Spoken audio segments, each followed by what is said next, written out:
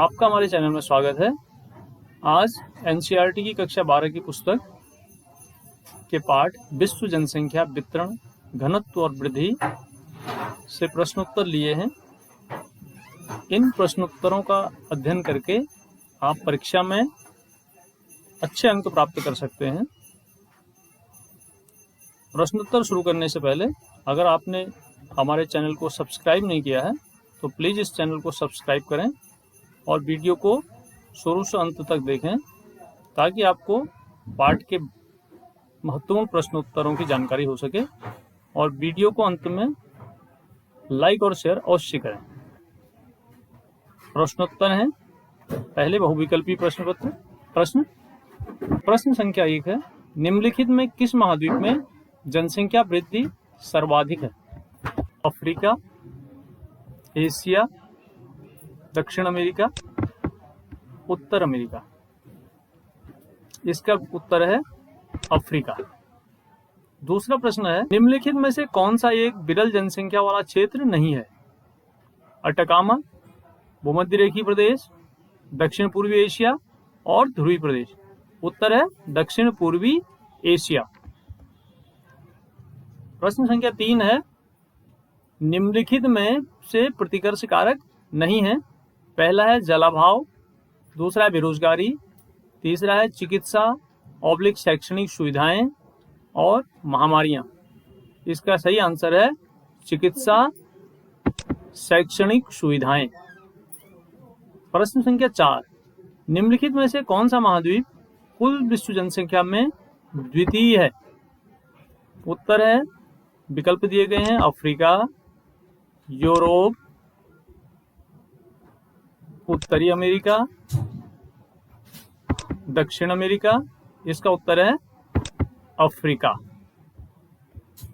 Next प्रश्न है, किसी देश का वास्तविक धन क्या है? उत्तर है, किसी देश का वास्तविक धन उस देश के निवासी हैं। नेक्स्ट प्रश्न है, विश्व की सबसे अधिक जनसंख्या वाला देश कौन सा है? विश्व की सबसे अधिक जनसंख्या वाला देश चीन है। नेक्स्ट प्रश्न है, जनसंख्या घनत्व से आप क्या समझते हैं? प्रति इकाई क्षेत्रफल पर निवास करने वाले लोगों की संख्या जनसंख्या घनत्व कहलाती है। नेक्स्ट प्रश्न है, जनसंख्या घनत्व ज्ञात करने का सूत्र लिखिए। जनसंख्या घनत्व ज्ञात करने के लिए जनसंख्या घनत्व बराबर क्षेत्रफल जनसंख्या में क्षेत्रफल का भाग देते हैं, जनसंख्या बट्टा क्षेत्रफल, तो जनसंख्या घनत्व निकल आता है। जनसंख्या वितरण को प्रभावित करने वाले भौगोलिक कारक कौन कौन से हैं? किसी स्थान की जनसंख्या वितरण किन कारकों से प्रभावित होता है? जनसंख्या वितरण को प्रभावित करने वाले भौगोलिक कारक निम्न हैं, जो भौगोलिक दृष्टिकोण से महत्वपूर्ण हैं, जो प्रकृति के द्वारा दिए गए हैं। पहला है जल की उपलब्धता, दूसरा है भू आकृति, तीसरा है जलवायु और चौथा है मृदाएं। नेक्स्ट प्रश्न है, जनसंख्या वृद्धि से आप क्या समझते हैं? समय के दो अंतरालों के मध्य किसी क्षेत्र में होने वाले जनसंख्या में परिवर्तन को जनसंख्या वृद्धि कहते हैं। नेक्स्ट प्रश्न है, जनसंख्या की वृद्धि दर का क्या अर्थ है?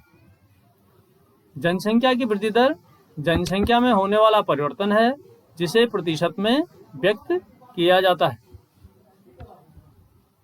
नेक्स्ट प्रश्न है, जनसंख्या की प्राकृतिक वृद्धि से आप क्या समझते हैं?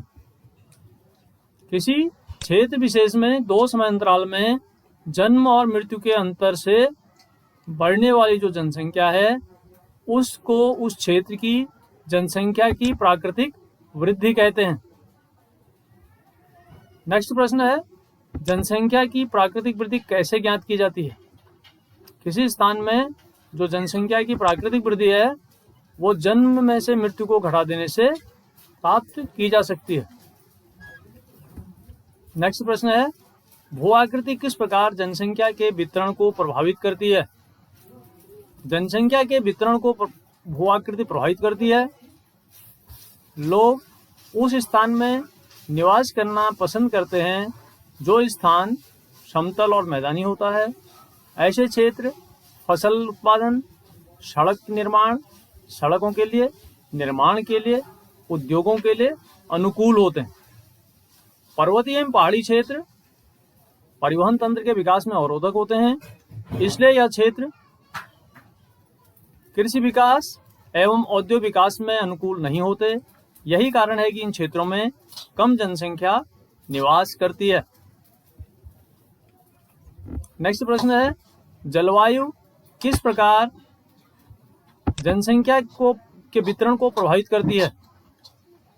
तो होता क्या है, जो अनुकूल जलवायु वाले क्षेत्र हैं, लोग उन क्षेत्रों में रहना पसंद करते हैं। लोग अनुकूल जलवायु वाले स्थानों में निवास करना पसंद करते हैं। अधिक ऊंचाई वाले क्षेत्र जो हैं, अधिक ऊंचाई वाले स्थान जो हैं उनमें और ठंडे मरुस्थल की विषम जलवायु वाले प्रदेश मानव के बसने के लिए असुविधाजनक होते हैं। मानव रहना पसंद नहीं करता वहाँ पे। अधिक मौसमी परिवर्तन न होने वाले स्थानों पर लोग रहने को प्राथमिकता देते हैं। अधिक वर्षा और विषम जलवायु वाले स्थानों में कम लोग निवास करना पसंद करते हैं। यही कारण है कि इन क्षेत्रों में कम जनसंख्या निवास करती है। जनसंख्या की प्राकृतिक वृद्धि कैसे ज्ञात की जाती है? जनसंख्या की प्राकृतिक वृद्धि ज्ञात करने के लिए निम्न सूत्र का प्रयोग करते हैं। जनसंख्या की प्राकृतिक वृद्धि बराबर जन्म में मृत्यु को घटा दिया जाए। जन्म में से मृत्यु घटा देंगे तो हमें जनसंख्या की प्राकृतिक वृद्धि ज्ञात हो जाएगी। जनांकीय संक्रमण सिद्धांत की प्रथम अवस्था के दो महत्वपूर्ण लक्षण बताइए। जनांकीय संक्रमण सिद्धांत की जो पहली अवस्था है, 3 अवस्थाएं होती हैं, उनमें प्रथम अवस्था जो है उसमें उसकी विशेषता है उच्च जन्म दर होती है और उच्च मृत्यु दर होती है। नेक्स्ट प्रश्न है, जलवायु किस प्रकार जनसंख्या वितरण को प्रभावित करती है? लोग अनुकूल जलवायु वाले स्थानों में निवास करना पसंद करते हैं। अधिक ऊंचाई वाले स्थानों तथा ठंडे मरुस्थल की विषम जलवायु वाले मानव के बसने के लिए असुविधाजनक होते हैं। अधिक मौसमी परिवर्तन न होने वाले स्थानों पर लोग रहने को प्राथमिकता देते हैं। अधिक वर्षा, अधिक ठंड और अधिक विषम जलवायु वाले स्थानों में कम लोग निवास करना पसंद करते हैं। यही कारण है कि इन क्षेत्रों में कम जनसंख्या निवास करती है। जनसंख्या वृद्धि के प्रकार बताइए। जनसंख्या वृद्धि के प्रकार निम्न हैं। पहला है प्राकृतिक वृद्धि, दूसरा है धनात्मक वृद्धि, तीसरा है ऋणात्मक वृद्धि। प्राकृतिक वृद्धि क्या होती है? किसी क्षेत्र विशेष में 2 समयांतरालों के मध्य जन्म और मृत्यु के अंतर से बढ़ने वाली जो जनसंख्या है वह उस क्षेत्र की जनसंख्या की प्राकृतिक वृद्धि कहते हैं उसे। धनात्मक वृद्धि क्या है? जब जन्म दर मृत्यु दर से अधिक हो अथवा अन्य देशों के लोग जब स्थायी रूप से उस देश में प्रवास कर जाते हैं, यह जनसंख्या की धनात्मक वृद्धि कहलाती है। और ऋणात्मक वृद्धि क्या है? जब जन्म दर मृत्यु दर से अधिक हो अथवा लोग अन्य देशों में प्रवास कर जाते हैं तो वह जनसंख्या की ऋणात्मक वृद्धि कहलाता है। नेक्स्ट प्रश्न है, प्रवास से क्या समझते हो? किसी व्यक्ति या व्यक्तियों के समूह द्वारा अपने निवास स्थान का स्थायी परिवर्तन प्रवास कहलाता है।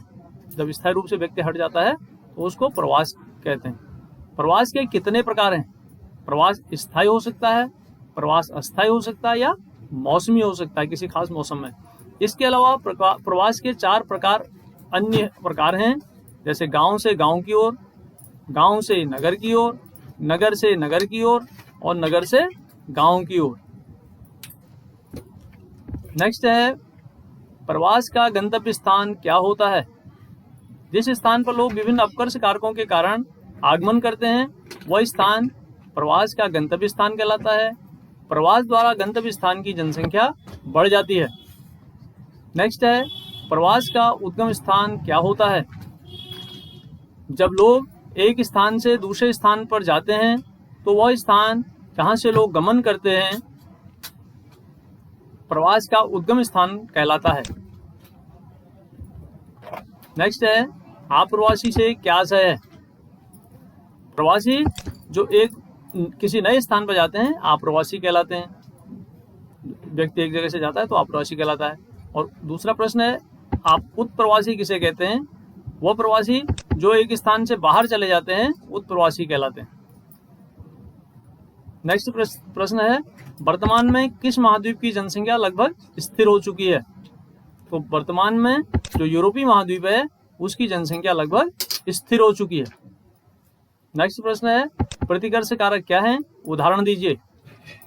प्रतिकर्ष कारक वे कारक हैं जो भौगोलिक परिस्थितियों के कारण लोगों को अन्य स्थानों की ओर प्रवास करने के लिए बाध्य करते हैं, जैसे बेरोजगारी, युद्ध। अशोधित जन्म दर का सूत्र बताएं। अशोधित जन्म दर किसे कहते हैं? तो अशोधित जन्म दर का जो सूत्र है, अशोधित जन्म दर बराबर किसी वर्ष विशेष में जीवित जन्म लेने वाले बच्चों की संख्या में, अगर हम किसी क्षेत्र विशेष में वर्ष में के मध्य जनसंख्या से भाग दे देते हैं और उसको 1000 से अगर गुणा करें तो हमें अशोधित जन्म दर ज्ञात हो जाती है। अशोधित मृत्यु दर का सूत्र बताएं। अशोधित मृत्यु दर क्या होती है? अशोधित मृत्यु दर बराबर किसी वर्ष विशेष में मृतकों की संख्या में, अगर किसी क्षेत्र विशेष में वर्ष के मध्य में अनुमानित जनसंख्या से भाग दे दें और उसको 1000 से अगर मल्टीप्लाई किया जाए तो अशोधित मृत्यु दर ज्ञात हो जाती है। नेक्स्ट प्रश्न है, जनसंख्या संक्रमण सिद्धांत की द्वितीय अवस्था के 2 महत्वपूर्ण लक्षण बताइए। जनसंख्या संक्रमण सिद्धांत की अवस्था के 2 महत्वपूर्ण लक्षण हैं, नंबर 1 उच्च जन्म दर और नंबर 2 कम मृत्यु दर। नेक्स्ट प्रश्न है, जनांकिकी संक्रमण सिद्धांत की तृतीय अवस्था के 2 महत्वपूर्ण लक्षण बताइए। जनांकिकी संक्रमण सिद्धांत जो है उसकी तृतीय अवस्था के 2 महत्वपूर्ण लक्षण हैं, नंबर 1 निम्न जन्म दर और नंबर 2 निम्न मृत्यु दर। आपने इस वीडियो को पूर्ण रूप से देखा होगा और आशा है इस वीडियो से आपको जरूर लाभ पहुंचेगा। परीक्षाओं के दृष्टिकोण से ये प्रश्न बहुत महत्वपूर्ण है, जो न केवल आपके इंटर लेवल के जो परीक्षाएं हैं भूगोल की उसमें पूछे जाते हैं, बल्कि उसके साथ साथ वो परीक्षाएं जो प्रतियोगी परीक्षाएं होती हैं उनमें भी प्रश्न ये अक्सर पूछे जाते हैं। इसलिए आप इस वीडियो को ध्यान से देखें और इसको लाइक और सब्सक्राइब अवश्य करें तथा साथ ही शेयर भी करें। धन्यवाद।